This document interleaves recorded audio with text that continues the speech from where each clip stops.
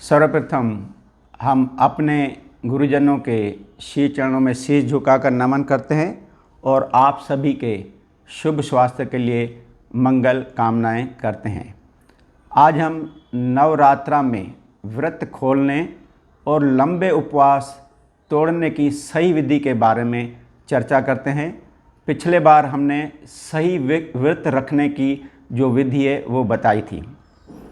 अब हम जनरली ये देखा गया है व्रत शुरू करना सरल है, परंतु व्रत तोड़ने में बड़ी सावधानी रखनी पड़ती है। अगर हम ऐसा नहीं करेंगे तो हमें लाभ की जगह हानि भी हो सकती है। व्रत या उपवास जनरली 5 प्रकार से किया जाता है।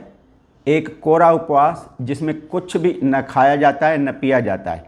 दूसरा है केवल जल पर, उसमें केवल जल लेकर पे रहा जाता है। तीसरा है फलों की रसों पे, रसार जिसको बोलते हैं। चौथा है फलों पे, केवल फल पर सेवन रह करके करना है। पांचवा है आपका एकाहार। एकाहार माना एक टाइम पका हुआ आहार, बाकी टाइम फल और जूस लेकर के करते हैं। हमें यहाँ विशेष जो सावधानी रखनी है, कोरा उपवास या जल पे जो करते हैं या रसों पे करते हैं। बाकी जो फलों पे रहकर करते हैं या एक टाइम भोजन करके करते हैं एकाहार, उस पे ऐसी कोई विशेष सावधानी नहीं है, वो हम नॉर्मल तरीके से व्रत खोल सकते हैं। अब आइए तो हम देखें सही व्रत खोलने की विधि क्या है। तो पहले दिन जो कोरा उपवास है, उसके बाद हम पहले दिन थोड़ा थोड़ा पानी लेकर के रहेंगे।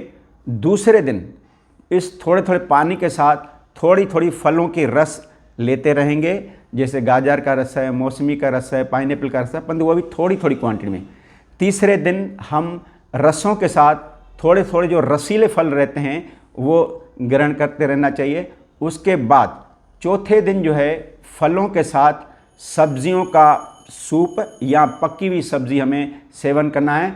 और 5वें दिन सब्ज़ी पकी हुई के साथ और नॉर्मल भोजन पे अपन को आ जाना है।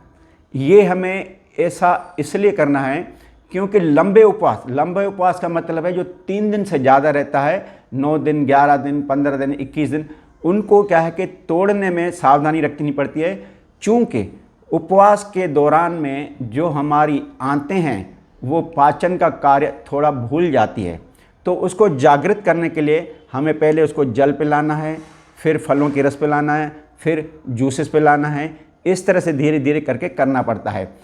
और दूसरा कि अगर हम ऐसा नहीं करेंगे और एकदम हम कोरा उपवास से लेकर के पका हुआ आहार और वो भी गर्स्त और अत्यधिक मात्रा में खाएंगे तो हमें उभाड़ आ सकता है।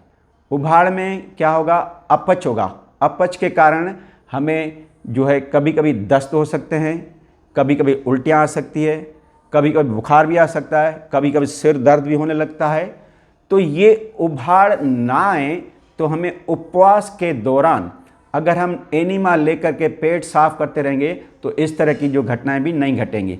तो बस आपसे निवेदन ये है कि जितने भी लंबे उपवास तोड़ने हैं उसमें इस तरह सावधानी रख करके और ये जो विधि मैंने बताई उस तरह से तोड़ेंगे तो हमें कोई भी दिक्कत नहीं होगी। और स्वास्थ्य जो है, जो हमने 9 दिन रखा है, उसका पूरा स्वास्थ्य लाभ भी मिलेगा और ईश्वर की भी हमारे ऊपर कृपा रहेगी।